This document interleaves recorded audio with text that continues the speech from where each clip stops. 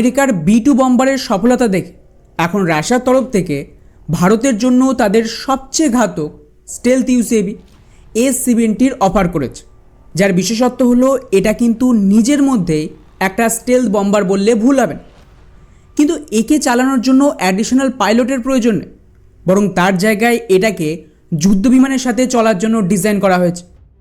অর্থাৎ সহজ ভাষায় বললে যেরকম আমাদের ক্যাটস ওয়ারে ভারতীয় যুদ্ধবিমানের সাথেই উড়বে এবং এর আগে থেকে শত্রুর ডিফেন্স থেকে সুরক্ষা দেবে এবং প্রয়োজনে অ্যাটাকও করবে, যাকে ওই বিমানের পাইলটই কন্ট্রোল করবে ফাইটার জেটের মাধ্যমে। ঠিক সেমভাবে রাশিয়ার এই স্টেলথ ইউসিএভি ভারতীয় যুদ্ধবিমানের সাথে উড়ে নিজের স্টেলথ ক্ষমতাকে কাজে লাগিয়ে আগে এনিমির এরিয়ায় গিয়ে ওদের এয়ার ডিফেন্সকে ডিস্ট্রয় করবে এবং সেই সুযোগে আমাদের বাকি যুদ্ধবিমান শত্রুর এলাকায় ঢুকে হামলা চালাতে পারে। আর এটাকে আরও নেক্সট লেভেলে নিয়ে যাওয়ার জন্য রাশিয়া তাদের Su-57 স্টেলথ যুদ্ধবিমানের সাথে এই নতুন S-70 স্টেলথ ইউসিএভির একটা কম্বিনেশন অফার করেছে, যার মধ্যে দুটোই স্টেলথি হবে। তো বুঝতেই পারছেন যে রাফেল আর সুখোয়ের মতন যুদ্ধবিমানকেই চাইনিজ এয়ার ডিফেন্স ঠেকাতে পারল, সেখানে যদি এই কম্বিনেশন অ্যাটাক করে তাহলে কি পরিণতি হতে পারে। এখন স্বাভাবিকভাবেই এটাকে নিয়ে বেশ কিছু প্রশ্ন উঠছে। ভারত কি এই অফার অ্যাকসেপ্ট করবে? যদি করে তাহলে আমাদের যে দেশি ঘাতক ইউসিএভি তৈরি করা হচ্ছে তার কী হবে? আর সবচেয়ে গুরুত্বপূর্ণ প্রশ্ন, রাশিয়া কি এই স্টেলথ ইউসিএভির টেকনোলজি ভারতকে ট্রান্সফার করতে রাজি আছে? সবার আগে এই S-70 কথা বল, এটা অলরেডি তার টেস্টিংকে সম্পূর্ণ করে ফেলেছে আর মাস প্রোডাকশন শুরু হচ্ছে। মুশকিল হলো যে রাশিয়ার হাতিয়ার মার্কেট এই মুহূর্তে মারাত্মক লসে রয়েছে। বড় বড় সমস্ত অর্ডার রাশিয়া হারিয়ে ফেলছে, আর ওদের যে মেজরিটি কাস্টমার ছিল এখন তারা ভারতের দিকে ঝুঁকছে, যাকে নিয়ে আমি আগেও একটা ভিডিও বানিয়েছিলাম। এমন অবস্থায় রাশিয়ার কাছে প্রপার ফান্ডিংয়ের কমতি রয়েছে।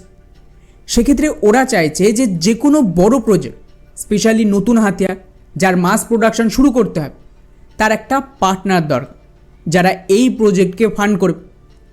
এই কারণে আপনারা খেয়াল করেন শেষ কিছুদিনে প্রথমে S-500, তারপর Tu-160 বম্বার, এরপর Su-57 যুদ্ধবিমান, আর এখন স্টেলথ ইউসিএভি, সবটাই কিন্তু রাশিয়া ভারতকে অফার দিয়েছে।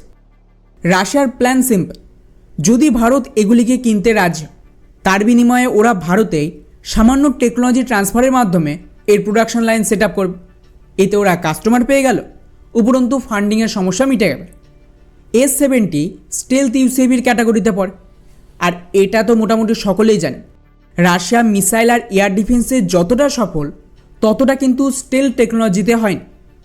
এমনকি আমেরিকা যাদেরকে স্টেলথ টেকনোলজির কিং বলতে পারে, সেই আমেরিকার তৈরি F-35 মতন বিমান এটাও যে ধরনের সমস্যা ফেস করছে, স্পেশালি লাস্ট ভিডিওতেও আপনাদের বলেছিলাম, ব্রিটিশ যে F-35 সেটা অ্যাকচুয়ালি ভারতের রাডার সিগন্যালকে ম্যাপ করতে গিয়ে এমনভাবে জ্যাম হয়ে গেছে যে আজ পর্যন্ত ওটা ভারতেই পড়ে রয়েছে। আর যারা এই বিমান তৈরি করেছে লকহিড মার্টিন, তাদের লোকজন এটাকে ঠিক করতে পারছে।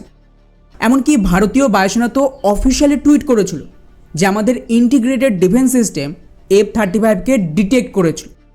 ফলে তার জায়গায় রাশিয়ান স্টেলথ টেকনোলজির অবস্থা আরও খারাপ। এমনকি S-70 ইউসিএভির একটা ভিডিও ভাইরাল হয়েছিল যেখানে এই এয়ারক্রাফট তার কন্ট্রোল হারিয়ে ইউরোপের দিকে চলে যাচ্ছিল। শেষ পর্যন্ত কোনোভাবে এটাকে কন্ট্রোল করতে না পেরে রাশিয়ার Su-57 যুদ্ধবিমান, যার মাধ্যমে ইউসিএভিকে কন্ট্রোল করা হচ্ছিল, সেই যুদ্ধবিমান এয়ার টু এয়ার মিসাইল দ্বারা S-70কে শুট ডাউন করে। তো এর থেকে এটুকু তো পরিষ্কার যে ম্যান আনম্যান টিমিং সিস্টেমও ভালোভাবে কাজ করছে না এই ইউসিএভিতে।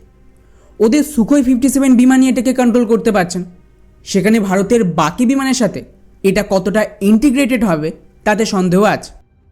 হ্যাঁ, আমি এটা বলছি না যে রাশিয়ান টেকনোলজি একেবারে বেকার।